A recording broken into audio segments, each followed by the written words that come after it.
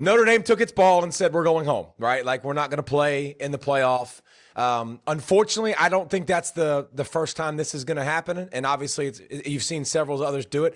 I think this is going to have a really big ripple effect on college football, just like McCaffrey did in 2016-17 season. Leonard Fournette and McCaffrey shocked the world. Everybody went nuts. Like, holy cow, what the heck? Player not playing in a bowl game.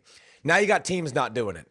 And I think more teams will continue to do this every single year. Notre Dame did it because their captains, talked with Coach Freeman and wanted to do it. That's the reasoning they gave. Like, they didn't want to play. And listen, opt-outs happen. You're not the same team. There's a lot that goes into bowl season, man. Coaches want to play in the bowl season. Coaches get extra practice. When you get extra practice, you get extra wins, right? Like, you get time to develop your guys, your younger guys. Now, the calendar the way it is, it makes life hard.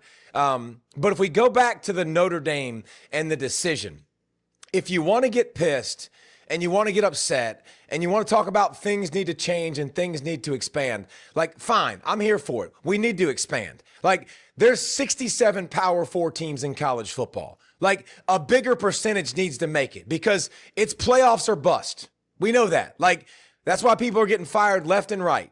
But we need to expand the field if we're going to do that. Like, if it's going to be playoff or bust, we need more cracks at the apple. But for this year specific, man, like, my biggest gripe and my biggest takeaway is if you look at what happened and why we got to where we're at. If the ACC would have taken their highest ranked team and that's it, Notre Dame's in. Because we made this a championship thing, we had to take a champion. So because of that, you got 2 group of 5 teams in. You don't get the 12 best teams anyways. You usually get the 11 best teams. This year, you only get 10 Power 4 spots for 67 teams. So, like, last year we fixed the buys, the top 4 seeds get the buys, so be it. If we're not going to expand, how about you take the best team from each conference? Pretty simple. Like, the show is going to be the show. You're going to have that show to talk about football every Tuesday. That's the way the show was designed, for you to watch, for you to have an opinion. That's a good thing. But don't expect it. If you're an FSU fan, you've learned it. And now if you're a Notre Dame fan, don't take it as gold and don't take it like you're safe, because we've played it where we had a 4-team playoff and you went from Georgia from 1 to 6. Last year, SMU lost, still stayed in the playoff. This year, Alabama got destroyed in the SEC championship game, still stayed in the playoff. The bowl system's going to change. We're going to fix this, but, like, you hear a bunch of people talking about, what Hugh Freeze talked about with week 0, what Brent's been talking about, week 0, taking the bowl games, moving those to the next season, incentivize that with dollars. That's how you make money for the NIL now, to pay your players and fill out your roster. But, this is the time of year, man, where we're all going to complain. We all have gripes. This year we have more than most because we should. Like, there's no way that the best tournament in the best sport on the planet has 2 G5 teams in it. It's nothing against James Madison. It's nothing against Tulane.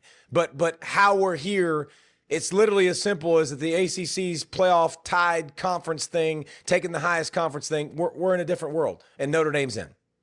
And then everybody's happy. But, a lot of changes to come. That would have changed things.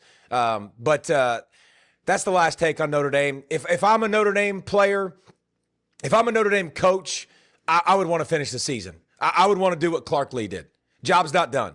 I would want to absolutely finish the deal. They made the decision to leave. They talked with their players. Supposedly that's the reason that it went down. I would love to see them play, but I also know that it would not be the same team. So I get it. I understand where they're coming from. I don't think we've seen the last. I think it's going to continue to happen. I think we're going to continue to change this system. But until the presidents decide to step the freak up, the presidents have to step up, man. Coaches are willing. Like, coaches want to change the calendar. Presidents run the schedule because of the academics. Academics, get out of here with that crap. This is semi-pro ball. Get the freak out of here with academia.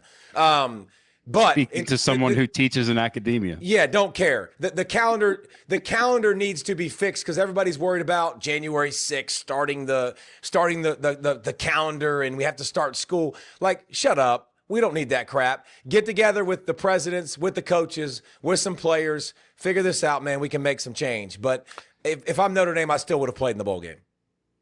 Yes, and I think it's one where a big key is their, like you said, who would they have? They would lose a lot of guys that would turn pro. Both running backs gone. Not play, things like that. And the contrast that you brought up to Clark Lee and how he's talked about this and that response, that's how you ideally want things to work. It's like even with Georgia in 2023 when they got left out that year, almost all those guys played in the bowl game, and they just scored again against Florida State.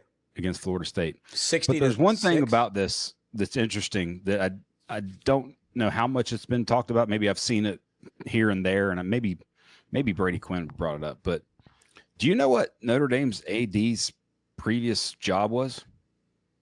No. Chairman of NBC Sports. So he runs the playoff.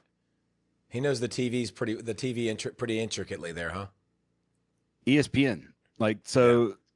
This is there's probably an element of some birds and guess which network the bowl game would have been on? ESPN. Or ABC, whatever that sort of family. One of the parent networks, yeah. So in the end, I bet if you talk players' decision, things like that might be 49% of it. Feels like 51% of it is a uppercut to the ABC, ESPN, yes. Disney.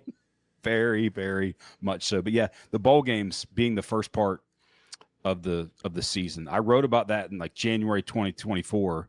Rivals and On3 merged. So I have somebody looking, and I think Grok may have actually, the AI stuff may have found it somehow. That I'm trying to find it exactly. But that was one of the things that I suggested because of the way the calendar should work. To me, ideally, New Year's Day should be when the semifinals are. College football should own New Year's Day, and the Rose Bowl will be a part of that all consistently. And that's the past. That's how it used to be in the past too, which was cool.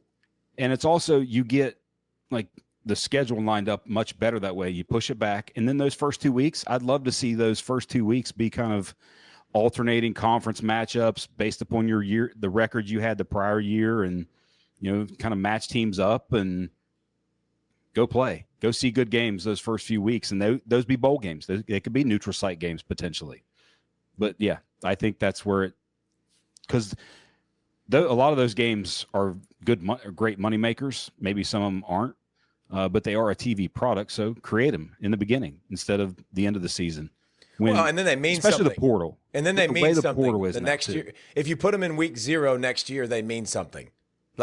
If you put it like that now, actually, you're playing for something. Obviously, you can put them in. You can still do them at destination spots. You can split the revenue, which you're going to make. I talked to a coach that played a game on week 0 this year. They made $5 million. Yes, please. That's a good chunk of change to you might go pay for your quarterback. I mean, seriously,